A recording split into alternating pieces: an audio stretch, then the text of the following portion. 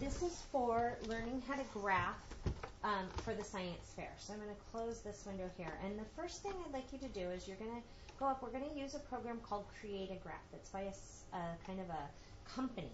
And they put it together, and it's very user-friendly. So I go to Google, and I Google Create a Graph. There's also a link to this website directly from the science page on Weebly. I'm going to click on Create a Graph, and here's our opening.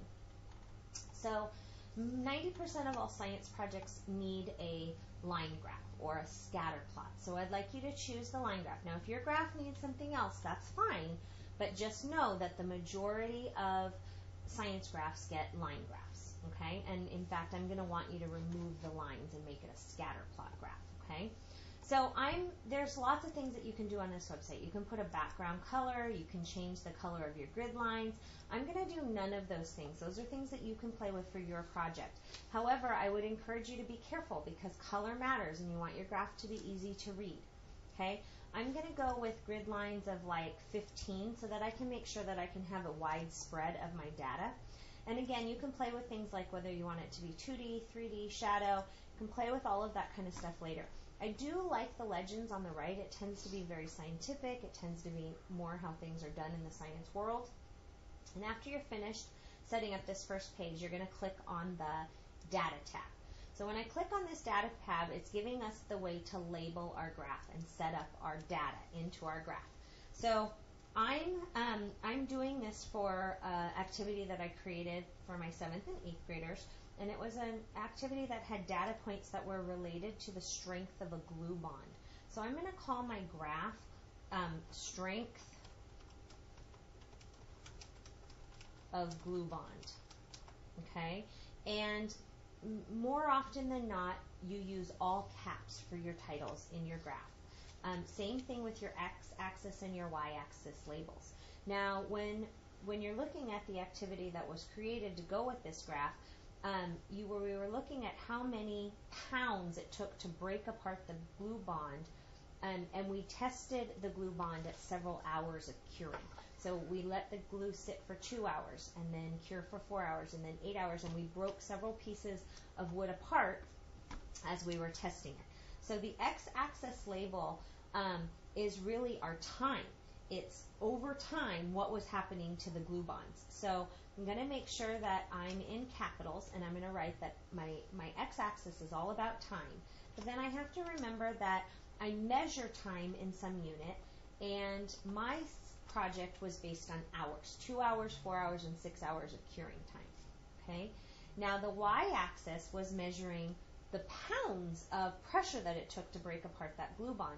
So it was really looking at pressure or weight, okay? And so I think I'm going to go with weight because on my paper I put pounds. So weight is measured in pounds, and so I put the abbreviation again in lowercase letters.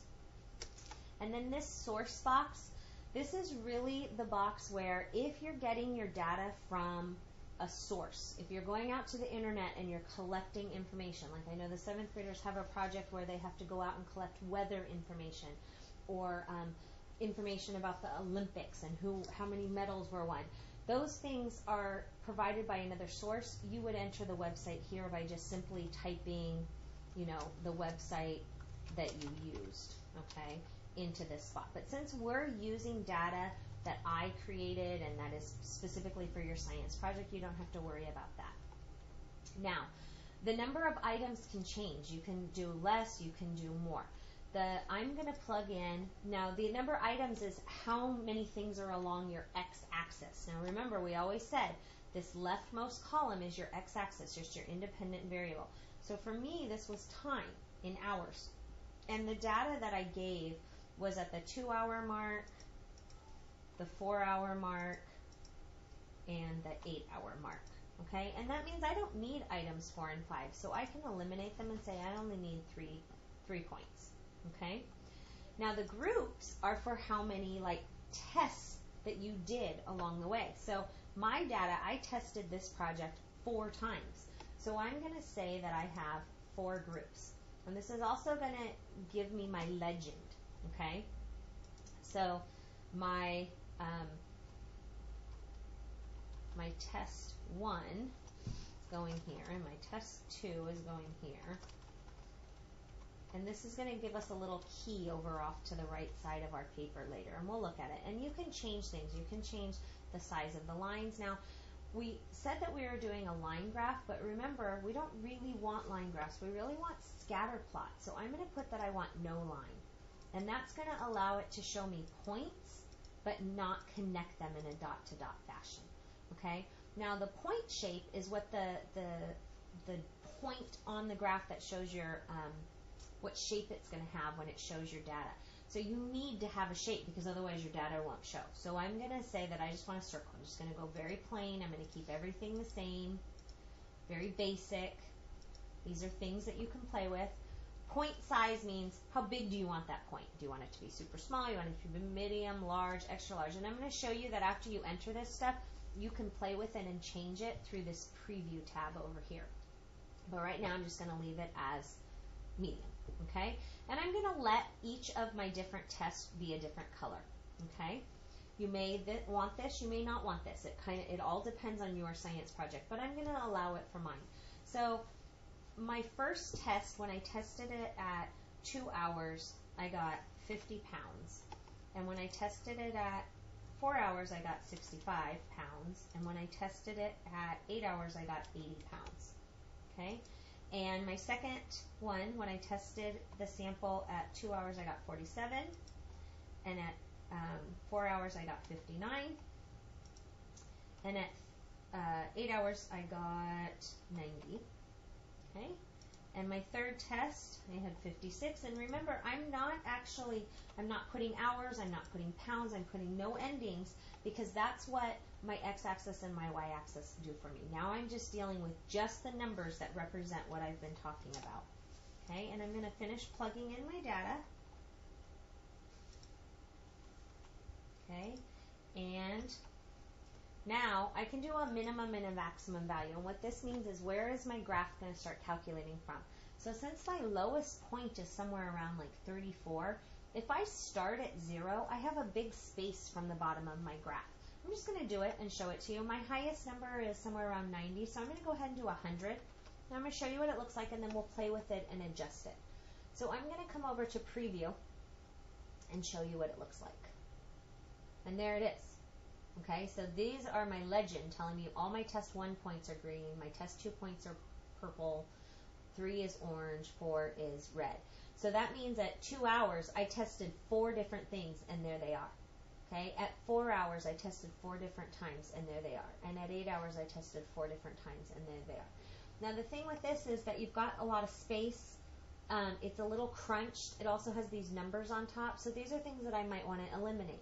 So I'm going to go back to my data, and I'm going to say, okay, let's start a little bit closer to 30. Let's start at 25 so we have a little bit of space, and see if that makes a difference. So I'm going to hit Update now that I've changed something. Now I'm going to go back to Preview, and you can see it gave me just a little bit more space in between them. Okay. The other thing you can do is you can go back to data, and you can tell it that you want more or less of these lines. Okay. So I'm going to go back to my labels, back to my data page, and I think that this range here is pretty good, and I liked the circle, so I'm going to leave it. But if I wanted to play with it and I wanted to give them a square, and this one a triangle, and this one a rhombus, I could hit Update, and I could go back to Preview, and you can see it changed them, and it changed it in your legend. Okay, and look, my title is nice and bold at the top. I've got my labels are correct. Okay, so now I'm done with my data page. I can change any of these things along the way as I go. I just need to hit Update. Then I'm going to click on the Labels tab. Now the Labels tab is talking about the labels, let me go back to Preview and show you, that are sitting here on top of these numbers. They make it confusing. I would recommend getting them off. Okay, so I'm going to say Show Label. No, I don't want to show label. Okay, and so therefore all of this stuff doesn't matter. Okay, now font does. So you want to make sure that you use a font that you can read. I would not recommend this cursive writing.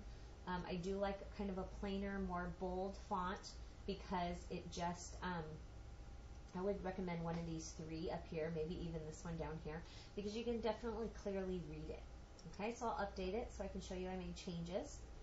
And let's go to preview, and there it is, nice and clean. Okay, I'm going to go back to the labels.